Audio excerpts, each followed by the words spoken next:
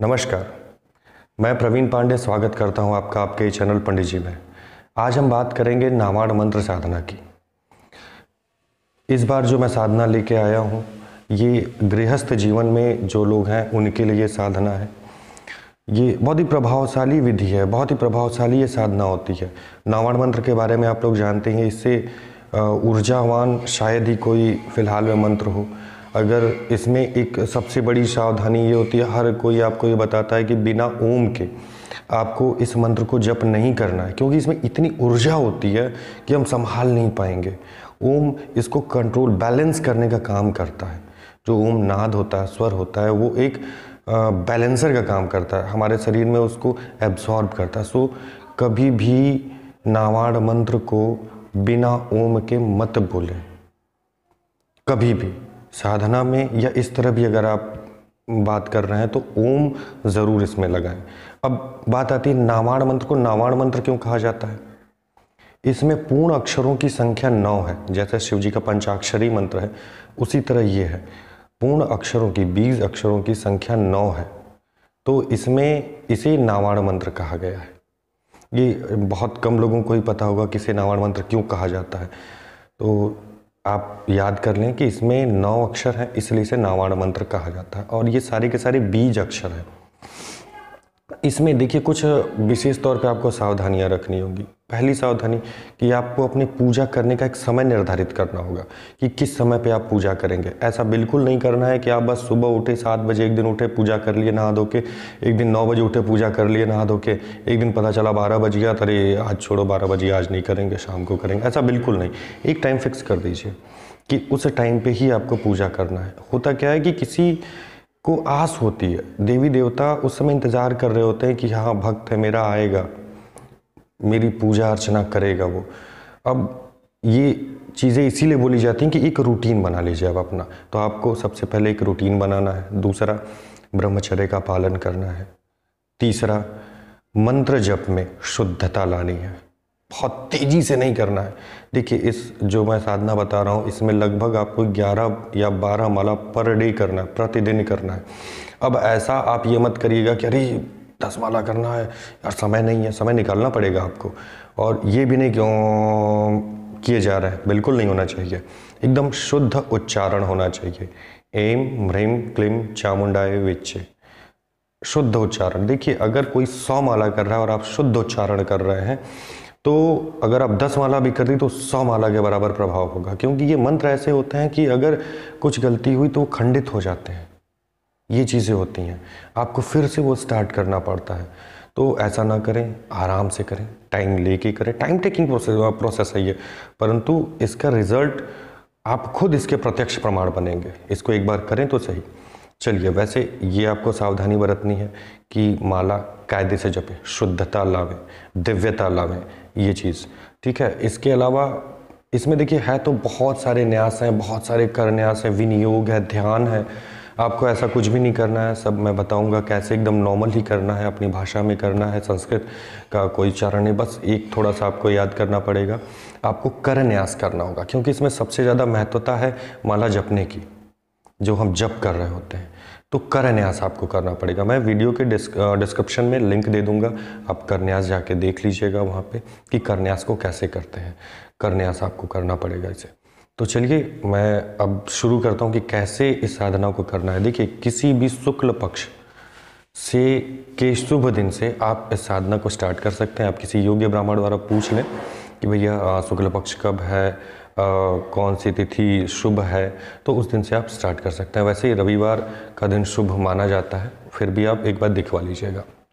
सुबह सुबह स्नान ध्यान करने के बाद आप तुरंत ही ओम श्री गणेशाय नमः बोलें, इससे अपने दिन की शुरुआत करें। भगवान गणेश से प्रार्थना करें कि भगवान मैं ऐसा संकल्प लेना चाहता हूँ, नामाड़ मंत्र जप करने की मुझे आज्ञा दें, मेरा सफल हो ऐसा मुझे आशीर्वाद दें, मेरी विपत्तियाँ दूर हों, ये सारी चीज़ें उनसे प्रार्थना करें। फिर उसके बाद आप हाथ में जल लें, थोड़ा सा अक्षत और पुष्प रखें। देखिए अक्षत बहुत ही इम्पोर्टेंट चीज़ है। इस पर अगर बताऊं तो एक सेपरेट वीडियो बनेगी, काफ़ी लंबी वीडियो बनेगी। ये बस ये समझ लीजिए कि ये हमारी रक्षा करता है, इससे संबंधित है। अक्षत टूटा नहीं होना चाहिए, क्षति उसे नहीं होनी चाहिए।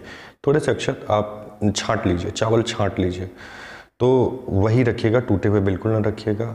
अक्षत लें, पुष्प लें, हाथ में जल लें, संकल्प ले लें। संकल्प की भी वीडियो मैं बना रखा हूँ, उसे आप देख लें।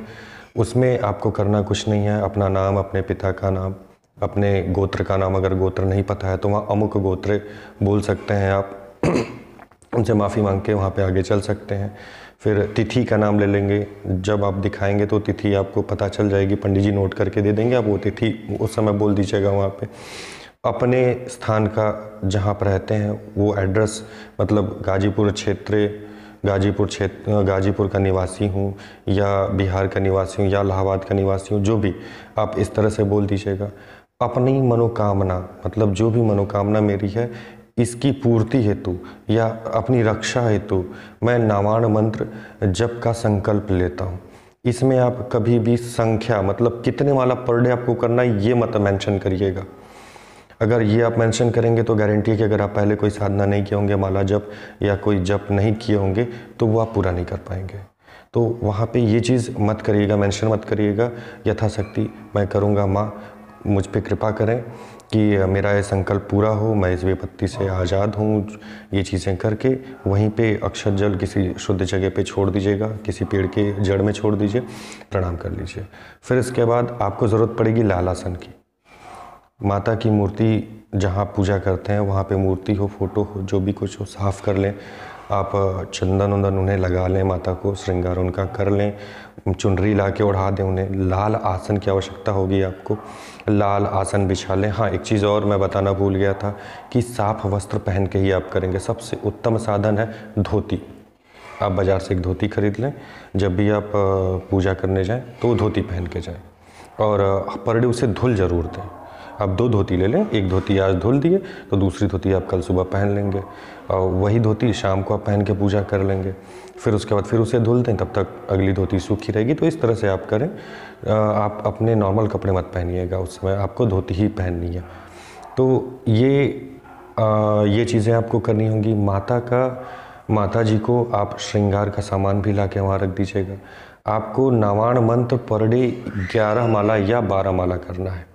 देखिए, आप उसको डिवाइड कर लीजिए, 6 सुबह कर लीजिए, 6 शाम को कर लीजिए, 12-12 माला। 21 दिन का ये व्रत रहेगा, अनुष्ठान रहेगा। 21 दिन तक आपको लगातार करना है।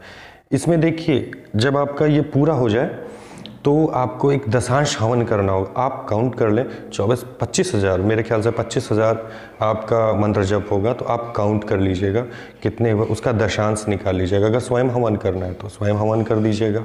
अगर नहीं कर पा रहे हैं तो किसी ब्राह्मण से की मदद ले लीजिएगा, उनसे आप बोल दीजिएगा, वो आके हवन कर देंगे। उनको यथाशक्ति दक्षिणा प्रदान कर दीजिएगा। उस दिन आपको विशेष ध्यान ये रखना है कि आप व्रत रहिएगा जब तक हवन ना हो जाए। हवन 2 बजे के बाद करवाइएगा, कोशिश ये करिएगा। जैसे आपका 21 दिन पूरा हुआ तो 22वें दिन आप हवन करेंगे, ये नहीं कि 21वें दिन रात्रि में ही कर दें। आपको 22वें दिन हवन करना है और 2 बजे, दोपहर 2 बजे के बाद करवाना है, ताकि ये एक पहर आप व्रत रह पावें। और उस पहर का मतलब आपके सुबह का खाना, दोपहर का खाना बना हो, आप अपने हाथ से उसे ले जाके किसी ज़रूरतमंद को खिलाएं, उसको यथाशक्ति दान भी करिएगा। हो सके तो अपने जूते चप्पल जो पुराने हो वो भी दान कर दीजिएगा। तो ये चीज़ें करिएगा, हवन करिएगा, यथाशक्ति आप ब्राह्मण को दक्षिणा दीजिएगा। इसके अलावा अगर पॉसिबिलिटी हो तो कन्याओं को 3 हो, 4 हो, 5 हो, जितनी भी हो सके, कुंवारी कन्याओं को भोजन अपने हाथ से ज़रूर करवा दीजिएगा। कोशिश ये करिएगा कि स्वयं आप जो भी भोजन बने उसमें से एक भोजन आप स्वयं बनाए हों। कोई भी हो सके तो पूरा बना दीजिए, नहीं तो कोई एक भोजन में आपका सहयोग रहा हो। ये नहीं कह रहा हूँ कि आप किचन में ही पहुँच जाइए डायरेक्ट, हाँ, लेकिन यह है कि थोड़ा सहयोग ज़रूर कर दीजिएगा ताकि आपका भाग उसमें हो। अपने हाथ से आप कन्याओं को भोजन करवाइएगा, उन्हें दक्षिणा दीजिएगा, उनसे आशीर्वाद लीजिएगा। तो यहाँ पे आपका ये व्रत पूरा हो जाएगा, ये अनुष्ठान पूरा हो जाएगा। परंतु इसमें कुछ दिक्कतें भी आपको आएंगी। अब जैसे पहला दिन, दूसरा दिन, तीसरा दिन आपका बीत जाएगा, चौथा दिन, हो सकता है 5वां दिन भी बीत जाए।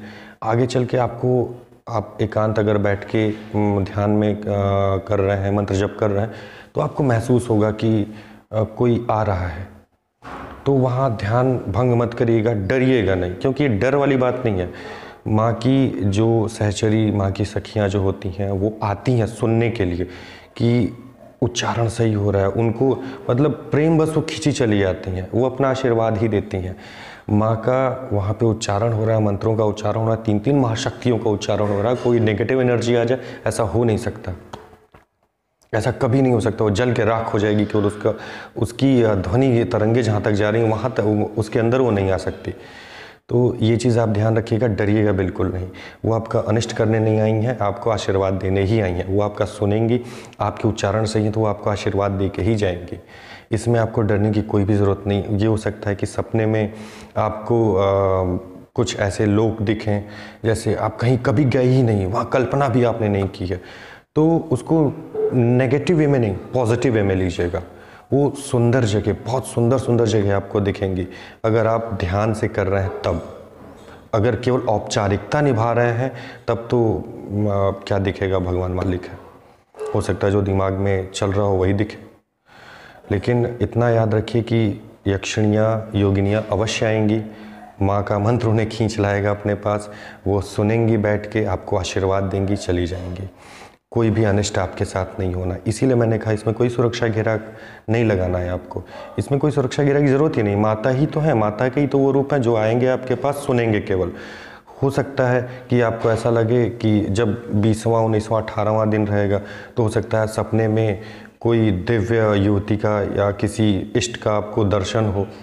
तो अगर ये चीज़ें होती हैं तो आप कमेंट ज़रूर करिएगा। मैं इसमें फिर आपको सिद्धि वाली साधना, जिस तरह से इसे सिद्धि करते हैं, मतलब प्रॉपर जिस तरह से साधना को किया जाता है वो साधना मैं आपको प्रोवाइड करूँगा। आप वो साधना लेके आगे चलिएगा, क्योंकि तब आप पे माँ की विशेष कृपा बनी होगी।